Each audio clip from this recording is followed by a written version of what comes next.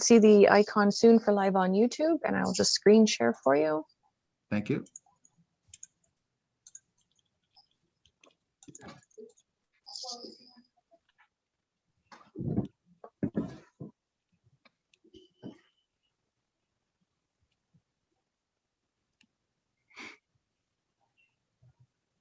And if you can see the agenda on screen, then you can proceed when ready. Okay, thank you, Emily. Good morning, everyone. Welcome to the June 24th meeting of Hamilton Township Police Services Board. As I said in editorializing, it would be nice when this thing can be live. It's something about this virtual stuff is just getting more and more frustrating than benefit. But thank you, Emily, for your efficiency. It really is working technically very well. Thanks very much. So call the meeting to order. I'll ask, is there a declaration of pecuniary interest? Hearing none, thank you. Is there any additions to the agenda this morning? Faye or anybody? Not that I'm aware of. I think we have everything listed on the agenda. Perfect. Thank you. Then could I have a motion, please, to adopt the agenda as printed? Moved by Mark, seconded by Dan. All in favor? Carried. Thank you. Item number 6 is delegations. We're pleased to have delegation with us this morning. We wish to speak to us about a program they offer and looking for some support. I'd like to welcome you, Wayne, as chair of that organization. Would you like to introduce your guests, and I'll turn it over to you. I think Emily's going to bring up their pictures, I think, here.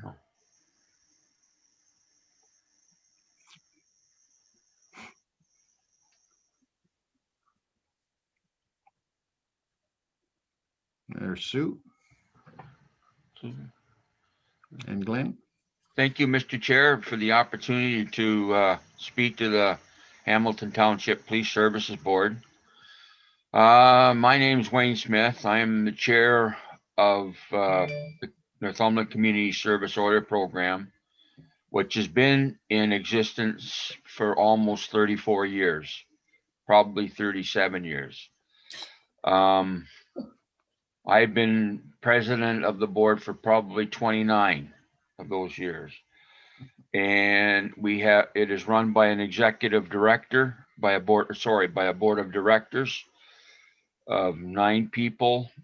One of my board members, Glenn McLeod, is present at this meeting, and our executive director, Kathy Travis, was unfortunately could not make it today, and is being represented by her assistant, Sue Thompson.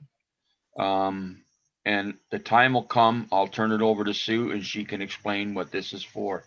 But a little brief outline, the community service order program was started, I believe, back in 1985 by the Welcome Port Hope Optimist Club. At that time, we ran it for, which I was a member of, we ran it for probably about 3 years. And then the Optimist Club in Port Hope decided to go out, turn it over to somebody else, and there just became a gentleman that looked after it. Well, then we decided to create a board of directors, which we did, and I have been associated that long. One thing that we do have, I am very proud of, that we were the initial start of the Rebound Youth Services for Northumberland County. They have since moved off where they have their own board of directors, but I have been very pleased and honored to be a part of this organization for many years. If we can keep one youth, one adult out of jail, we have did our part. And that's what this organization's all about. But we do need a little bit extra funding, and this is why our presentation to the Hamilton Township Police Services Board is being presented. At this time, I will turn you over to Sue Thompson, the Assistant Executive Director. Susan? Not exactly assistant Well, executive director. However, I do look after the community service order part, most of it. We operate 3 programs. I think Kathy has outlined them in her letter to the board. We have, first is the Community Service Order Program, which is a program that offenders in the court, after finding of guilt, are ordered to perform a certain number of community service hours, volunteer work in the community that can be up to 200 hours over a period of 18 months for them to complete that. We attempt to put the community service clients in their home community.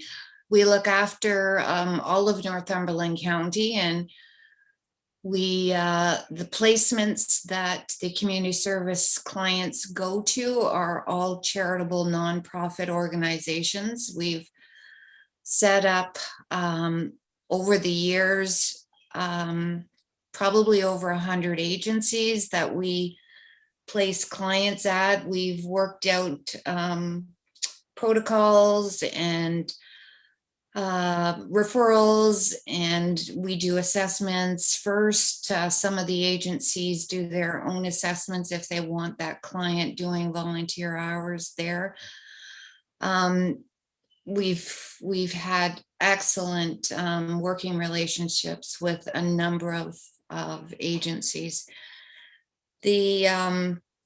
Just for an example, last year in 2020, which with pandemic, definitely changed things last year, because all of the courts were, from March on, were operating virtually, putting over a lot of cases. So there wasn't quite the volume as in past years, but last year alone in the county, our community service clients provided 5,339 hours of volunteer work and to agencies. And if you figured this out at minimum wage, that represents over almost $75,000 that they have contributed back to the community. That's our one program. Our second program is the Direct Accountability Program. And that program is it's an alternative to prosecution. And when clients appear in court, if they're on a low level kind of offense, the Crown can decide that perhaps they complete a number of sanctions that could include community service, perhaps restitution, charitable donation, a letter of apology, or attending some sort of rehabilitative program or presentation. And if they complete all of those sanctions successfully, then their charge is withdrawn at court. We operate that program for the county in conjunction with the Crowns. The third program we operate is the Stop Shop Theft Program. It is a program that's linked with the Direct Accountability. The clients for that are appearing first time, and one of the sanctions might be that they complete this shoplifting program, which is a prevention program to stress the impact of the theft on retailers and the community. It's a 3-hour group program, and it has been working. Normally it's in person, but since the pandemic, it has been run virtually. If they complete that program and have been given that sanction, then their charge is withdrawn as well. Those are the 3 programs that we operate. We have 3 staff. We're all part-time. And Janet Brereton looks after mostly the direct accountability. I look after community service, and Kathy looks after everything plus all the administration work. Our main funding comes from the transfer payments from the Attorney General for the Ministry of the Attorney General for our direct accountability program and our shoplifting program.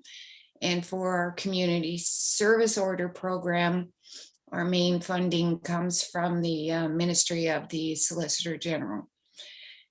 The board members will Wayne and Glenn will attest to the fact that every year it's tight whether or not we can with the funding that we get. The community service, we are paid a flat fee for each client, regardless of how much is involved or how long we're involved. And our funding is based on the number of clients that the court refers. And this year, particularly with the courts being virtual, our numbers are definitely lower. We're still getting a number of clients, and it's been very challenging with community placements not accepting volunteers, and haven't been since March. We've had to be very I don't know, we've had to do a lot of different kinds of placements rather than agencies. We've had clients making thank you cards to healthcare workers and frontline workers. We've had them making, if they've got woodworking skills, wooden projects that we have donated to agencies that they can use for themselves, or perhaps put in fundraising when they do sales and such. We've had them making signs, posting them on their front lawns. We've had them sending letters to seniors. Other things, we had a number collect rocks and paint rocks with inspirational and cheery things, place them around. With the upcoming, hopefully, end of the pandemic and agencies opening, since it has been such a long time, we are definitely going to have to get back and work up new protocols for our clients, which is going to take a lot of extra time. Specifically for Hamilton Township, just to give you an idea of some of the placements we have in that area. We have had over the years a large number of clients volunteer at the municipal animal services. We've had a good deal of clients at Bewdley Works, Bewdley Community Center. We've had some volunteer at Bethlehem Walk. Some clients that are not particularly best suited for placements in the community, we've had them make bookmarks that are donated to the Bewdley Library for handing out to kids when they check out books. We've had a few clients at the Anglican Church in Harwood when they had community dinners assisted, and the same at Plainville Church with their beef barbecue. In the past, we had clients. Some general ones that locally also affect Bewdley. We have a number of clients that volunteer at, have had clients at Northumberland Fair Share Food Bank, Greenwood Coalition. We've had them helping with the community gardens and assisting with some of their programs. We've had a lot of clients at Habitat for Humanity, Restore, which kind of would move into Hamilton Township area. They've also helped out with some of the builds. We've had clients assist with Big Brothers and Big Sisters of Northumberland. Those are a number of them offhand that directly relate to Hamilton Township. And basically our difficulty in the last number of years is our lack of technology, which we have definitely had trouble with since the pandemic. We haven't had any new computer upgrades for at least 15 years. Our mainframe computer has now died, and our laptop, excuse me, our laptop computer that we do have, I have with me, but it cannot communicate with our other staff members. So our case management program is no longer available. So we're going to have to get a new program, and we're hoping to purchase laptops that can communicate between each other as well. We also only have one cell phone, which makes it difficult with 3 of us working off-site. Those Seems like a challenge, Sue, for sure. It has Thank been you. it has been a challenge. We do weekly get-togethers to try and sort out clients and what they're doing. We're hopeful come the fall, we'll be able to go back placing clients at community agencies. And we're just hoping that we can get a little extra funding to try and upgrade some of our technology. Okay, thank Make you. it much easier. Okay. Is there anything else thank you'd you. like me to say? I'm going to ask Glenn, do you have anything you'd like to add as a board member? But you're muted, so your mic's on. Your mic is muted. There, can you hear me? Yes, thank you. Okay, thanks. Just a couple quick items to add to Sue's comments. The program gives young individuals in particular a second chance, that they've, come into contact with the court system or whatever. They're lost, they made a mistake. We're giving them a second chance. We're giving them a chance to do something in the community. Just a couple kind of quotes from clients is grateful that this program was created to help and educate and give me a second chance. The community justice worker helped me through everything, which made everything less stressful. The whole program is helpful as an option rather than a criminal record. So the program is helping these individuals. They made a mistake and they're willing to, or are given the opportunity to do something about it. So. Okay, thank you. All right, well, are there any questions from members of the board?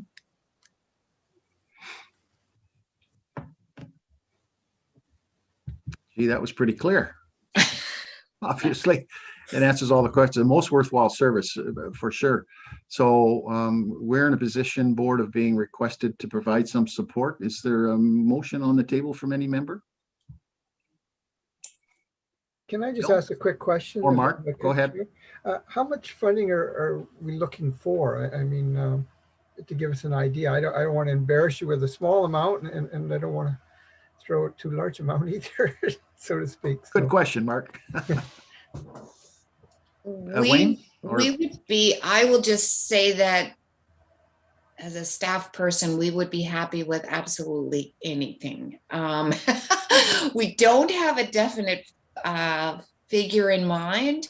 whatever you might be able to provide, that would be great. I don't know if the board has any amounts they'd like to suggest. Okay, could I turn it over to the mayor, Bill? Yeah, I wasn't really prepared to make a motion. Like, I was on the same, working on the same lines as Mark. I'm certainly willing to support a motion which will make a donation to this group. I'm 100% behind us offering something. The numbers, the numbers, the thing. I'm looking at what we've done for other organizations in the past. I think we have to try to sort of stay, somewhere within that sort of framework. Okay. Historically, in the past, a figure of to Wayne, the maximum we've ever granted out to any place is around about $1,000. I see you're asking for more than that, but the most we've been able to come up with is about that figure. Would there be any interest by board to do that? That's the number I was using as a cap, and that would certainly, that would more than provide a brand new laptop, or actually, Sure. not trying to promote Apple, but their iPad is a wonderful tool. It does everything that a laptop does. It's less expensive and it's more portable. And Okay. that sum would probably, that would buy two brand new iPads, I think, which would be, helpful in some way. I'll I second see- Bill's I motion. see Terry's hand. Oh, I sorry. was just going to make the motion that we give them $1,000. Okay. And I heard Mark wanting to second that, I think. Yeah, I'll second that. Then I didn't know if Bill was making the motion or not. That's I was fine. trying, but it's okay. We're obviously all on the same page. I'm sorry, Bill. I didn't No, mean it's to. not a problem at all, Martin. It's not a problem at all, Dick. Not a problem. I was going to add something though, and this is just completely off the cuff and out of nowhere and no promise, and I have no idea where it might go. But, as a member of the county council, they have a huge tech department. And I'm not even sure how often they do upgrades and so on. But, even if it was a 4-year-old iPad or a 4-year-old laptop that was, going to be called out of their service or could be provided out of, a much lower cost, I'm willing to look into that for this group if you want me to, or if you're more interested in getting, brand new iPads, I completely understand that. And again, I don't know where that would go anyway. It might just hit a dead end, but for all the time it takes to send a couple of emails, I'd be willing to give that a shot. Just an offer. So, We'd appreciate that, Bill. okay, Yes, Bill, we'd appreciate that very much. Definitely appreciate that. We have 4 years old sounds very brand new based on what we're using. yeah, I think they do. I think they do some, culling after that length of time. I think that's sort of like a term of council. I know that, a brand new term of council, I think each member who doesn't have updated technology, the county fixes that member up. So, there has to be some coming and going of equipment. So I'll just check it out. And if you send me a quick email, then I'll capture your email address and I'll be able to, get back in touch with you. Is it Sue that I'm going to work with? I'm not sure I can work with Wayne. Sure. Thanks, Bill. You can, I can give you my email. It would have been on the Zoom thing, Oh, but that's fine. I'll have it then. I've got all that. Yeah, Bill will have it on the Zoom thing. Yep, I got it for sure then. Okay, That's thank good. you. Well, I have a motion on the table. I need to move this forward. So I have a motion on the table, which I'm prepared to call the question then to all members, granting a donation of $1,000. We'll call the question. All in favor? All opposed? I carried unanimously, I might add. So there you go, to Wayne and members. Thank you for the time coming out to present with us this morning. I hope you appreciate the support that's extended to you for the good work that you're doing. Wayne, I wasn't sure if you were here around fishability as well, but that's a big deal. You're heavily involved in Yes, the fishability initiative, aren't I'm president of that board too. you? Okay, well, good wishes to you and what you're doing Yeah. with that group too. So, And if when I that may, gets started Mr. back. Chair, before we leave, thank you, Mr. Chair, and thank you, fellow board members of the Hamilton Township Police Services Board for the donation. It is greatly appreciated. It will be put to good use for Susan and Kathy. Thank you very much. Thank Wayne. you. Thank you all for coming. Absolutely wonderful. Thank you so much. Bye, everybody. Thanks. Have a great day. Bye. Thank you. Thanks for being here. Okay, good use of some of our resources, folks, right? Wonderful. Thank you. 6.1. Okay. Do I have to do anything to get out? You Or- can just X out, or I think Emily can do that for you too. That would be great. Okay, Emily, can you just X out Sue? There, you're gone. Thank you very much. Thank you. Thank you. Thank you. All right, so moving on, item number 7, approval of the previous minutes. Before you were the minutes as distributed. Motion to adopt. Any questions about the minutes, please? Terry? That's a motion to approve? Okay. And seconded by Bill. Any questions? Hearing none. All in favor? Thank you. Carried. Item number 8, business arising from previous minutes. I put that one on 8.1 because the consultation occurred after our meeting. So I don't know if Bill or Mark, if you wish to advise the board, I was present and see what was happening. Is there anything new that we should be aware of, or how's that progressing? No, we kept the survey open until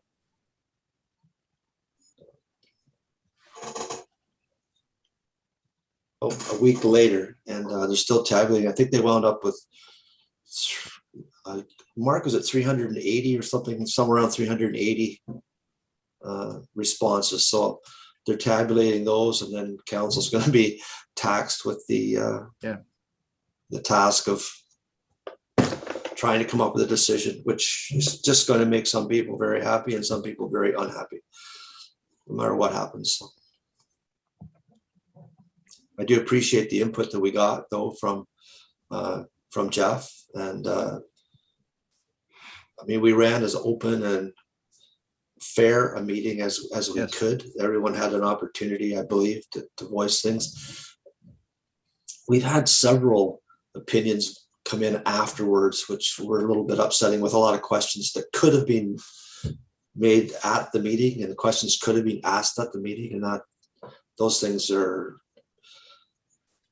the time consuming for our staff to have to answer individually. So that's a little bit disappointing, but there's a very, very unfortunately, there's a feeling out there that some people have a feeling that if they are opposed to the ATVs on the road and they are, public in their opposition, that they will, unfortunately, there will be repercussions, vandalism and damage and so on. That's really upsetting for me, but I don't know what we can do about that. Okay, thank you. Any other comments about that, Mark?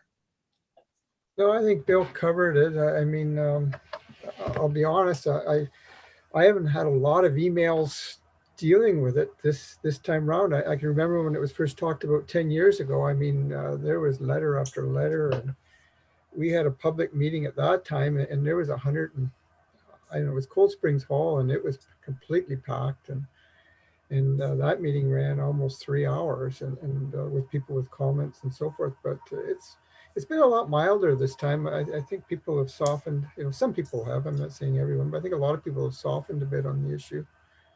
But we'll see what happens when we have to put it to a vote. I mean, I think all councils being pretty open-minded on their decision, and I can be honest right now, I've been thinking about it, but I haven't made up my mind either way. I mean, it's one of those ones where one day you wake up and you say, yeah, it's a good thing. And the next day you wake up and you say, well, maybe, maybe I should still be cautious. So, Right. so as I say, we have an interesting meeting coming up in July, and it'll be interesting to get those results back from the survey. But all in all, it's been a pretty positive, kind of easy go so far decision on this one. So we'll see what happens. I think all the effort that Emily put into organizing the survey for us has headed off a lot of those emails that Mark was referring to, because people, people had the opportunity to voice Yes. their opinion. And actually, some people see it as a vote. I mean, you could call it a referendum if you want. So I think that saved us from a wave of emails, as Mark puts it, because people knew that they had the opportunity to put their opinions forward. So. Oh, that's Very cool. true. Good. And the big difference in this one is, I mean, we do have technology where before 10 years ago, I mean, we didn't have this technology to go and do this type of thing. So it's a lot more public than it is now. Right, right. Well, certainly I would commend council for the approach that you took on this. The idea about reaching out like you did and to use the technology, what I observed was really a positive effort in trying to communicate with your ratepayers. I think that's just feedback to council, top notch, nicely done, regardless of what the decision is. Just the initiative that you're trying to do that kind of thing. I thought that was excellent, top notch.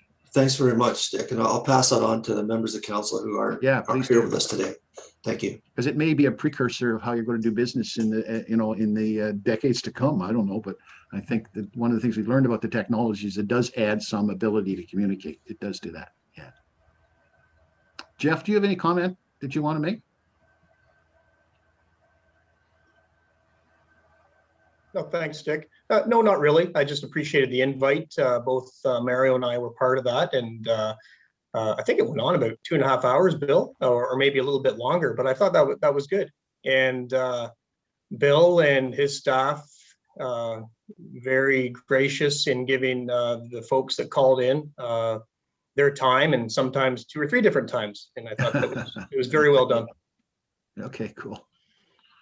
All right, well, good, healthy conversation. We'll wait to see the decisions that you folks get to make. Good luck, as they say.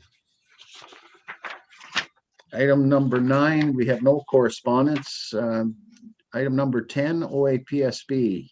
Dan, update. Both Dan and I attended parts or all of the conference and the various meetings. So Dan, your comments? Yeah, this is my OAPSB update because I'm no longer sitting on the board as of that meeting, as of that week. So in the morning, the first day, we talked about OPP board training and setting objectives for local policing. And that was led by Brian McKillop. McKillop, correct. And he's volunteered basically his office to help drive metrics when we need them or when we want to develop a package under the new board structures. I guess, I'm not sure, Dick, whether you were part of that session? Yes, yeah. It's about the accountability on the new detachment commander, frankly. Right. With the new board and the metrics that you'll use, which is good because it'll be good to have a consistent set of look-fors, if you like, about what this measurement thing is going to be all about in this much bigger organization. Yeah. He also gave us the sense that he would help us develop metrics for the new boards as well. Correct. And I think that's on an individual basis as well. Day 2 was, the morning was dedicated to OPP boards, and Sarah Caldwell from Solicitor General's office made a presentation talking about the new process, which basically said our input needed to be in by June 7th, and ours was for Northumberland. That they would review that input in the month starting July, and that we would expect some feedback in the fall if there was any feedback. But if it was all okay, we may never hear any feedback. There was no place for who's sending the forms in, et cetera, et cetera. So I added that in the comment section at the back so they knew how to get a hold of us if there was any questions. I stuck around for the afternoon session, which was the municipal boards, because there was a teaser that there might be something there for us in the afternoon, but there really wasn't. Yeah. From my standpoint. Day two was really, I guess there was a speaker on resiliency and wellness in times of uncertainty, all talking about COVID. Secondly, there was Devon Clunas, the new Inspector General, presented, as did his deputy, and how they're trying to, they want to change policing and work with everybody to get that done. It was a pretty good presentation. Other than that, those were the sessions that I participated in. Dick, I'm not sure. Likewise, the same. The new inspector role. It has the potential to be very, very different than what is happening. The accountability piece, where the criticism comes out, we get a real sense that there will be accountability sitting there and more responsiveness to the community. It's kind of been of a sleeper. I wasn't even aware that the appointments had been made. And there they are. They're up and running. They're creating the office, and we're going to hear about it as it rolls out, I'm sure. The Inspector General. Yeah. And I guess for OAPSB is still driving hard to be able to be the group that drives the education for the new boards. But frankly, they haven't made a whole lot of progress in that, nor has the Solicitor General's office been listening a lot to that. And they've had access to the Solicitor General, but they don't seem anywhere near where they're developing a curriculum. And the reason that's important is that when you look at the new legislation and the requirements for training, they keep talking about a 1-week training package for all new appointments. That's a pretty significant commitment by new members as a precursor, or that they have to complete it within a 3-month period, or their eligibility is dismissed. They are dismissed from the board. So this seems to be pretty big business stuff. That is kind of the way this is being figured. So who knows? We'll see what happens. Yeah, well, that education is for all new board members, and anybody. Yes. And anybody that's sitting on the new Northumberland board will need to go through that education as well, because right. The existing boards get leveled, I guess, at the end of the year, first of next year. Yeah, and that's all members who serve on the board, elected members as well. Correct. So be aware. All right, Dan, any questions for Dan or myself about it? Okay, hearing none. Thank you. Item 11, financial reports. Faye? Okay, I wasn't able to attach it to the agenda, but I do have a little bit of information. So as of June 21st, we have spent $4,486. So roughly it's about 42% of our operating budget. Normally we'd be about at 50%. And also as of the 21st, we have $45,754 in our reserve. Okay. Thank you for the update. Any questions to Faye? Motion to receive for information, please. Ben, moved by Mark, seconded by Terry. All in favor? Carried. Thank you. Thank you, Faye, for the update. Good luck with your computer. Thanks. All right. Detachment Commander's Report. OPP report for May of 2021, Hamilton Township. Over to you, Jeff. Thank you, Mr. Chair. Emily, if it's okay, I'll hit my share screen button if you'll allow me to do that. Absolutely. Yep. You should have the ability to, or the functions there.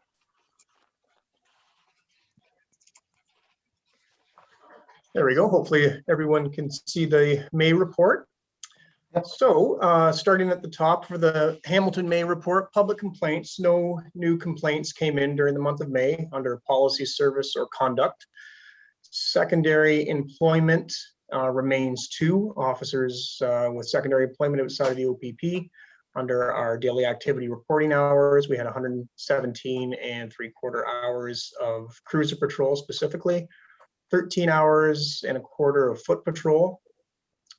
Staffing updates, we're pretty excited. Our 6 new recruits landed fresh out of Ontario Police College in the OPP Academy last week. So nice to see fresh new faces around the detachment. 6 is a huge number and really not seen very often at any OPP detachments, that number of recruits are arriving at one time. So that's a real boost to our staffing numbers. All recruits there, they're partnered with their coach officer for a 1-year probation and monthly evaluations on all sorts of different levels and criteria of evaluation as well. So that's something that is a very, very critical priority to me, is the level of coach officer, because not everybody can or should be a coach officer. So it's a very important role to the OPP. And I know you can ask even retired members or members over 20 years, nearing 30 years, what the impact of their coach officer meant to them in that first year. So we're lucky to have some excellent teachers and mentors in those coach officer roles. Also a staffing update shared with the board before, but Mark Collins, Sergeant Mark Collins, traffic sergeant, retired May 17th as a sergeant from the OPP. And we hired him back a few weeks later after he took some time off as a part-time constable and within our traffic unit. So a very good fit for Mark. Obviously, he's been such a huge part of our traffic plan over the last 3 years, and he's certainly always highly engaged with the community and the hot spots. So Mark's been back to work for the last 2 weeks and doing a lot of work actually this week. Mark's excellent with providing me with detailed updates of his work, as he always has been. He's been doing a lot of work on Menifee Road, Harwood Road, and then as far as the traffic component, and he's very aware of the non-traffic issues in Bewdley, Gore's Landing, and Harwood. So a lot of visibility there as well. And in fact, on Tuesday, he was doing a little bit of radar on Danforth Road West, and ended up having a conversation side-by-side car with the one lady down that way who is our primary speeding complainant for the last couple of years. So, and as Mark does, it's always very pleasant conversations. And why they were, and she actually had just stopped by to thank Mark for his ongoing support out that way. And he happened to get a speeder as they were talking on the way through that was obviously didn't. That didn't hurt. Just give me a second while I give him a ticket. Yeah. Yeah, that doesn't hurt. Obviously, he was going quicker than what Mark feels was appropriate at that time of day. So that's always nice as well, right? So, and very, very nice. We don't get a lot of thanks from the public in that way. So it was very nice, and the fact that she just stopped to say that during the time. So Mark's back. We're really lucky to have him. And right now we're just going through the process of filling that sergeant role within the traffic unit. I can tell the board that last end of May, we finished up our sergeant promotional process, which is open to the province.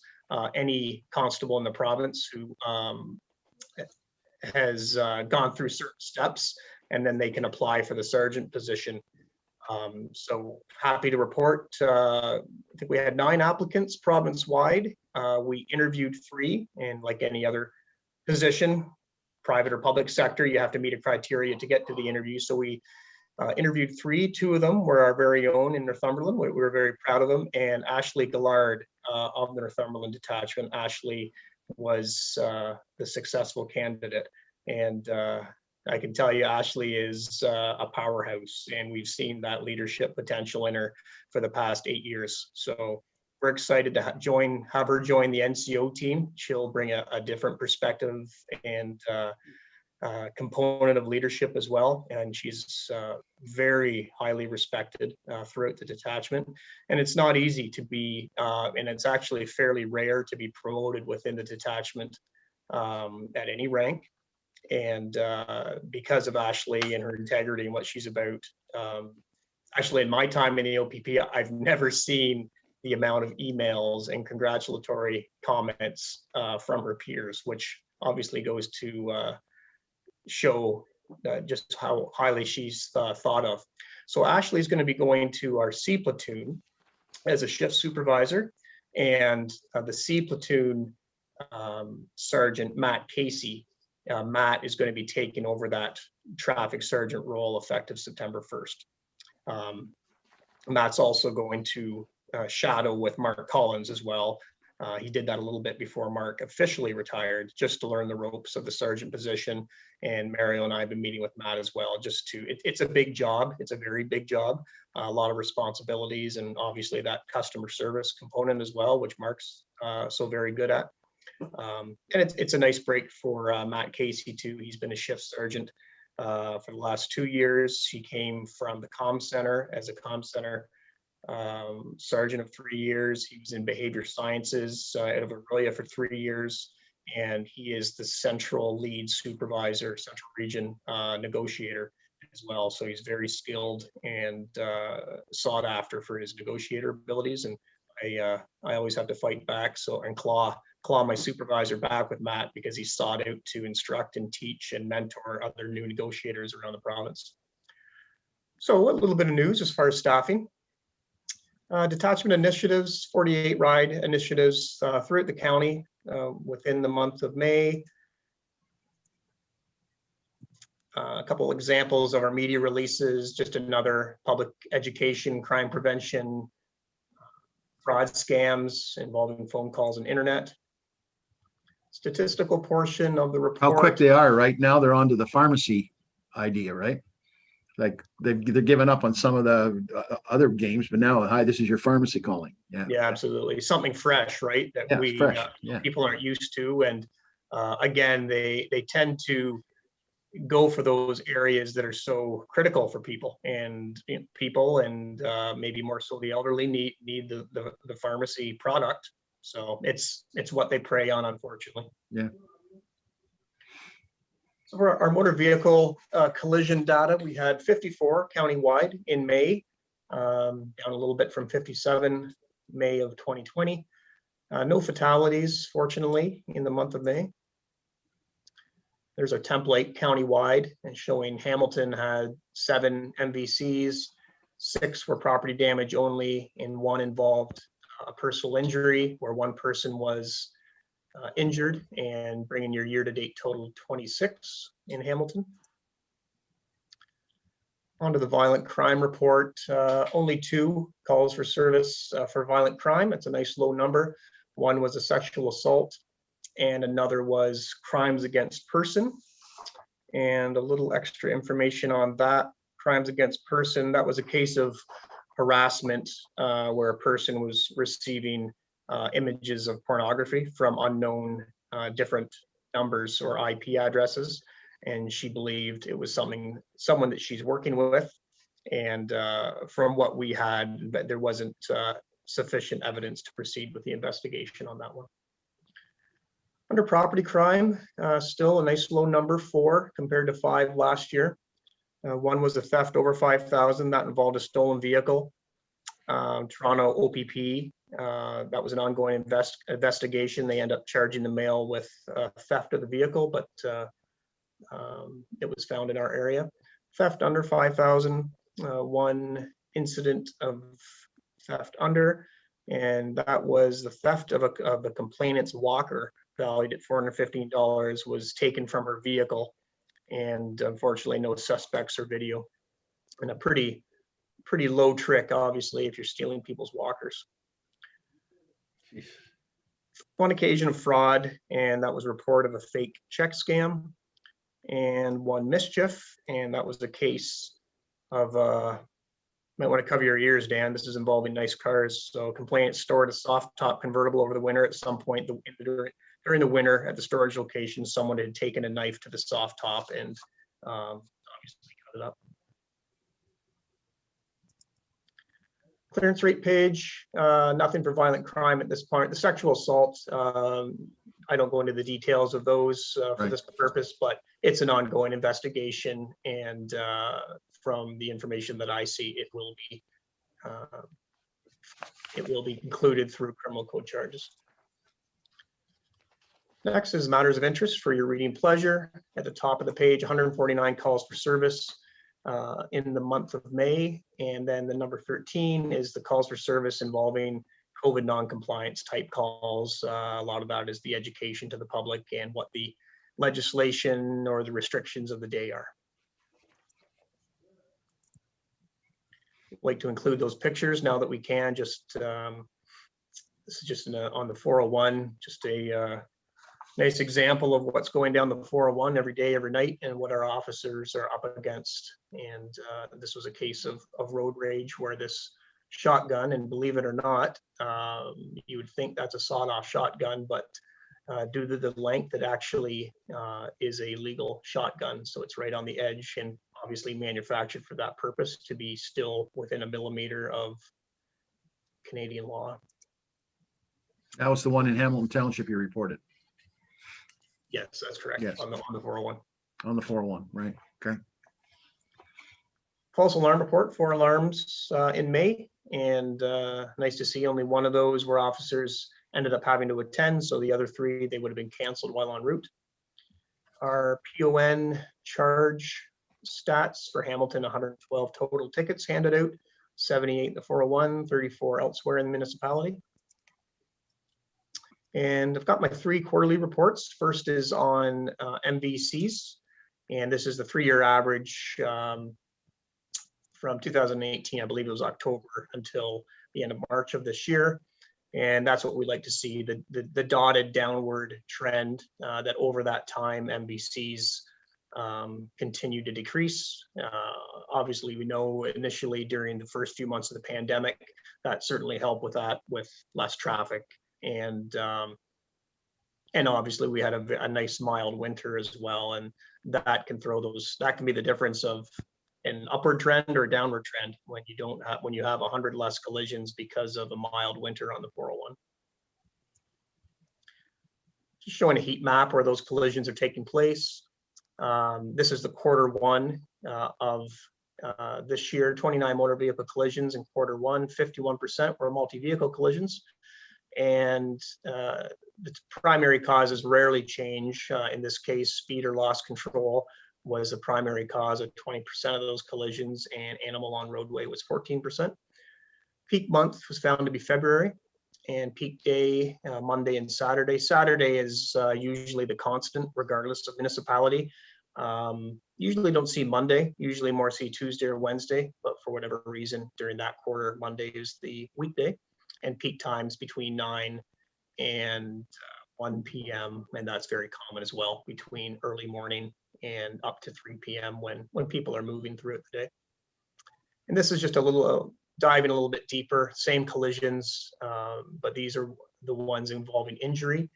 So 4 motor vehicle collisions resulted in injury, no fatals, 2 single vehicle collisions, 2 multi-vehicle.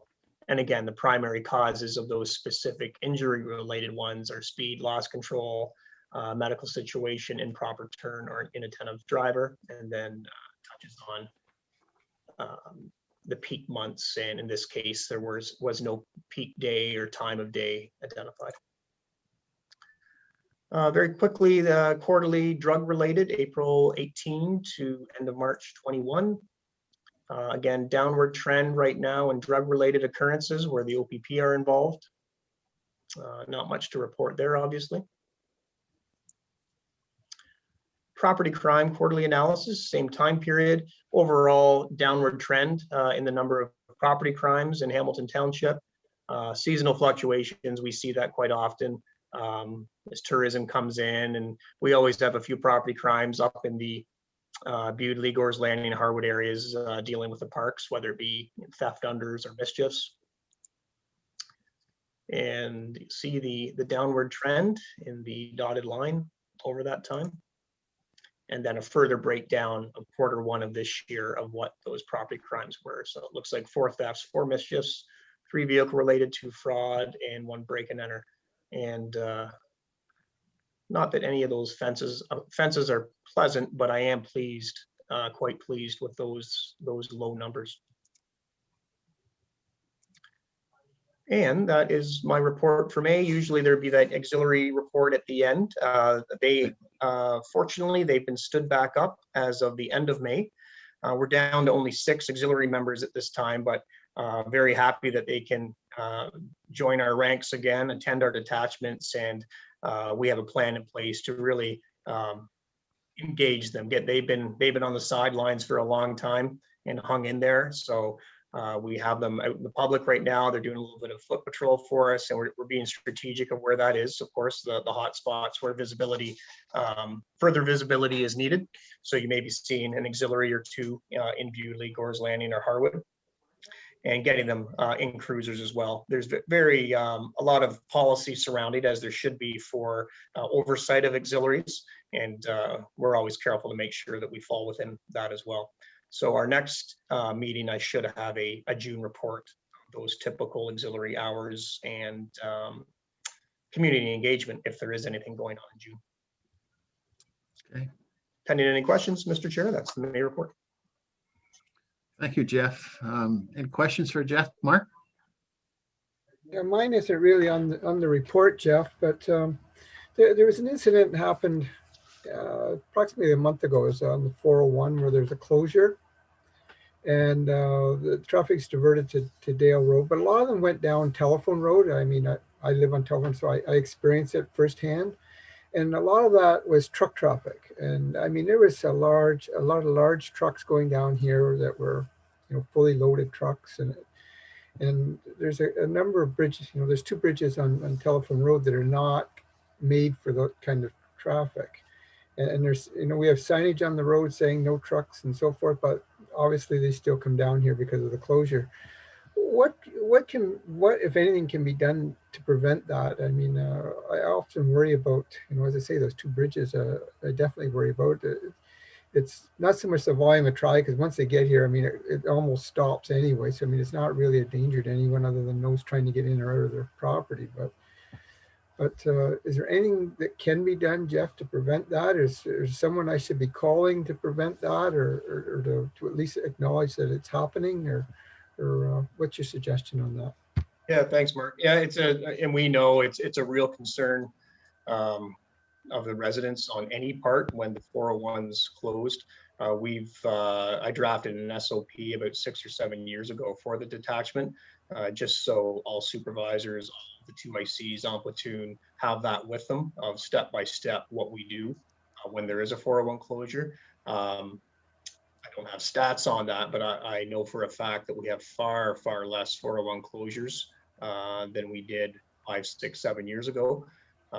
Few different reasons for that. One, winters have been a little bit kinder to us on those in those period of times.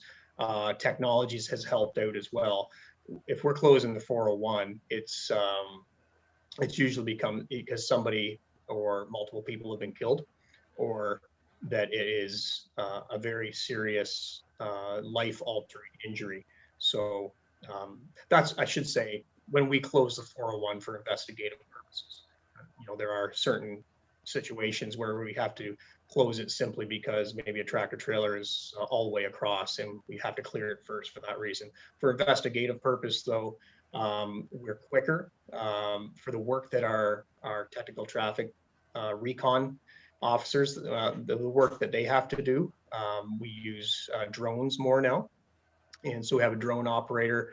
They don't like me calling it drone, UAV. We have a UAV operator coming in, and they, instead of using the total station, which is laser, of course, they've been around for 25, 30 years, which is quick in itself. Now the UAV can take those laser measurements, and which is massive time saver, especially if you're talking a collision with multi-vehicles and you've got vehicles and parts of vehicles and skid marks and everything that they look at all over the place. So that helps us. So the closures are less frequent and less period of time that they're closed. Our direction is, even if there's a shoulder that we can deal with, we'll keep that shoulder open as long as, and it doesn't matter to me if the traffic's doing 5 kilometers an hour, that means the 401's still open, because when we report to our communication center, the 401 closure, it goes to our POC, which is the Provincial Operations Center, 24/7 out of Aurelia. So there's a series of notifications that go on, because when the 401 gets shut down, you're talking, that's a strip of commerce and business that's involved as well. So if it's closed for a long time, basically a lot of people get excited. Locally, real impact to some of the municipalities as well. The EDR, the detour route, it's established by the MTO, and sometimes I might have a community leader or two that will call me, and they're under the impression that that's the OPP's route. It isn't. It's something that the MTO consults with the municipalities. I know they did that some time ago to find the best route. And then I think probably everyone knows when that route is decided upon, then there's further engineering to the roadways to make sure they can handle that traffic and whatnot. So, sorry, it's a long response, Mark, but I think it's important because there's a lot of steps to it. And I know people get a little bit worked up when they see those lines of trucks and 401 traffic going by.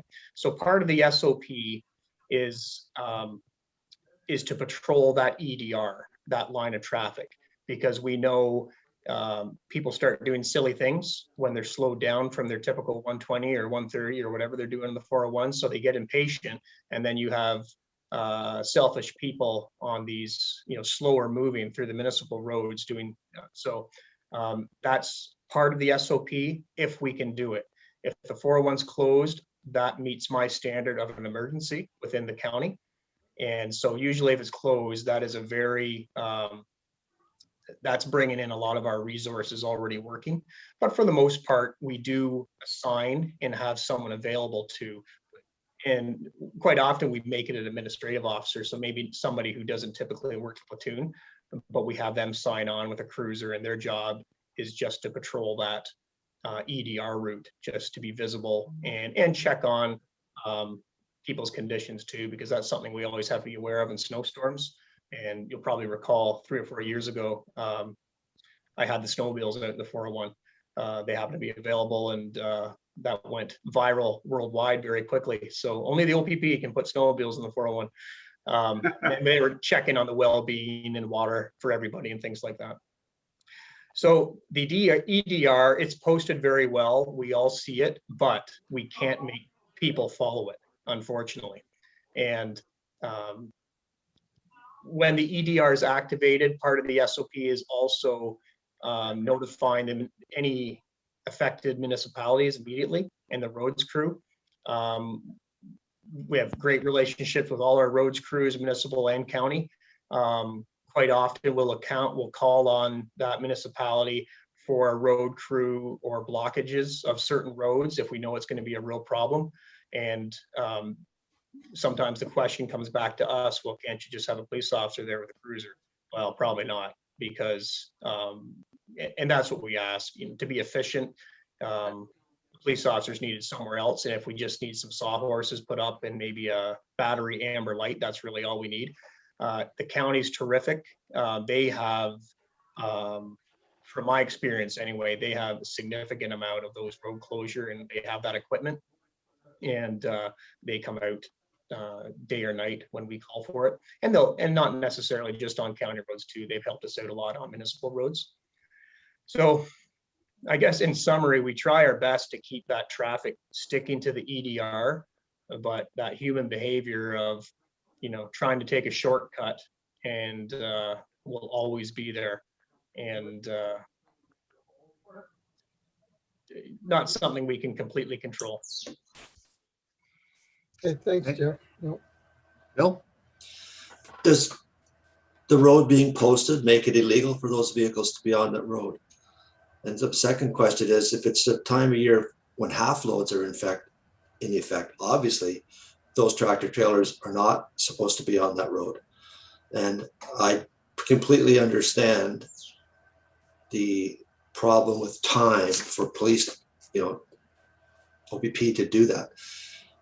Do our own roads crews have the authority to put up cones and prohibit tractor trailers from going down that road?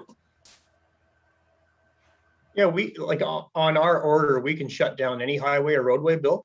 So, and that's what I mean. We can, to keep traffic flowing, or if there's local traffic only signs, we can ask for them to be put up as well. Again, we know that not everyone listens to signs. We've had tractor trailers drive right over them and go down municipal roads. Absolutely, if it's a half load bylaw in effect, charges can be laid, certainly. Okay, And if I it's think- another, you had mentioned it, like another sign, I think, and if it is a properly legislative bylaw backed signage that can be enforced, then that falls under the, for us, under the Highway Traffic Act of disobey sign. You know, for Mark's concern, and I'm trying not to speak for you, Mark, but Mark's concern is not regular vehicles. It's these heavy tractor trailers going down a road that's not designed for them. I mean, Mark's already mentioned that the bridges aren't designed for that kind of load, but neither is the hardtop surface. I mean, they just break it to smithereens. They're so heavy, particular times of year. So, like, we would like to stop them from going down there. Yeah, the problem, I guess, I'll give a recent example from last week or the week before. I was just heading home around 5:30 and we had a tractor trailer that hit the median, rolled, caught on fire down by the Big Apple. So in that case, you know, we're getting the traffic off at the Big Apple and following the EDR, which goes north there. So at that case, it goes north up to Castleton and across 9. And we always have everybody, for the officer who's directing traffic there, we immediately ask for crash trucks from the MTO. So the crash trucks are obviously for 401 purposes to protect us and the public. So if you can imagine the amount of municipal roads between the 401 and Castleton, where the EDR then goes west, I don't know how many there are popping out on both east and west. So you see what the challenge there is. I don't think there's enough sawhorses in the township to take care of those. But our roads crew would have the authority to block that road during a 401 closure and prohibit tractor trailers from going down it. Would they have the authority to do that? I will say this. So a day-to-day authority to close a roadway, probably not, but that's on us. But I will tell you, Bill, if it helps, we'll have conversations with every road crew supervisor and let them know that that will be an ongoing SOP and arrangement with the OPP in an effort to, you know, mitigate road damage and public concern. We want people to stick to the EDR, and they're not doing themselves any favor when they think they're taking shortcuts, but they're not. Okay, I appreciate that very much. I'm going to turn it back to Mark because he's leading this, and he is also on our roads, Public Works and Infrastructure Committee. So, Mark, if I can leave that with you to discuss with Lucas, and between the three of you, the two of you make a communication with Jeff and see what can be worked out. Is that fair? No, that'd be 100%. Like that's the worst I've seen it in a number of years. I mean, you know, we've had other closures on the 401 or people come off the 401 because it's just simply slowed right down, and they felt it'd be faster to go on municipal roads. But that's the worst it's been in a number of years. They were backed right up. I came home from fishing that night at about 10 o'clock, and when I went to turn in my driveway, there was a large truck right there. So that's how far back they were from here to go to the portal cutoff. So then they were mainly large trucks at that time. So there's a lot even with, you know, the resources involved for doing that, if Hamilton or each municipality can identify what, you know, 3 or 4 of the real priority roads that we don't want them going down, maybe that could be written policy for each municipality of those are the roads that you go to immediately when the OPP advises. Okay, yeah. Thank you. I'll definitely bring it up with Lucas, and maybe I presume him and yourself will get in touch and have conversations. Yeah, Mario would probably follow up as the ops manager. So Mario, yeah. I get reminded from Mario, you know, you're not the ops manager anymore, eh, Jeff? I'm like, oh, that's my bad. I love that stuff. That's the fun stuff. So that's what leadership's about, my friend. That's what leadership's about. There you go. Thank you, Jeff. Okay, thank you for that discussion. Perfect.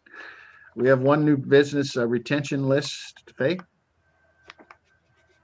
So I'm continuing to clean out a lot of files, and this is the next batch that I went through. I just need approval that I can have them destroyed. Okay, a motion by Bill, seconded by Dan. All in favor? Carried. Thank you, Faye, for helping to get that cleaned up. You're very welcome. You'll notice the next meeting is not June 24th. That's on the agenda. No, sorry. That's okay. The next meeting is July 22nd.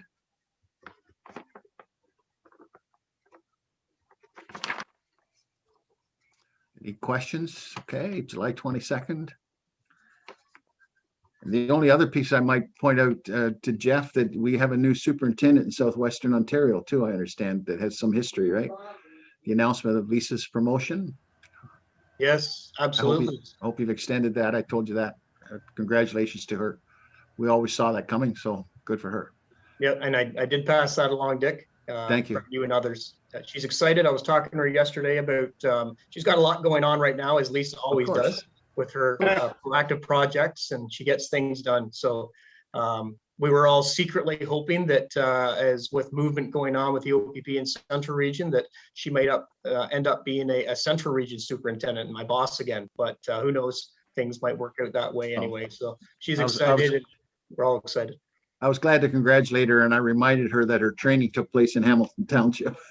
And to take some credit for that. I can tell you, she misses Northumberland, and she tells me that a lot. And the boards, how efficient and effective our boards are. It isn't like this everywhere. I'll tell you that. How cool is that? Okay, wonderful. So that brings us to closure. Is there anything else for the benefit of the safety and well-being of the community? Okay, and hearing none, I guess until the 22nd, which is going to be virtual again. Until we meet again. A motion to adjourn. Dan and Terry, all in favor? Carried. Okay, thank you. Thank you, Emily. Thank you, Faye. Faye, can you give me a call here at the home to debrief? Sure, no problem. Okay, great. Thank you. Okay. Bye. All right, everybody, take care. Stay safe. Have a good one, guys. Have a good one. Bye.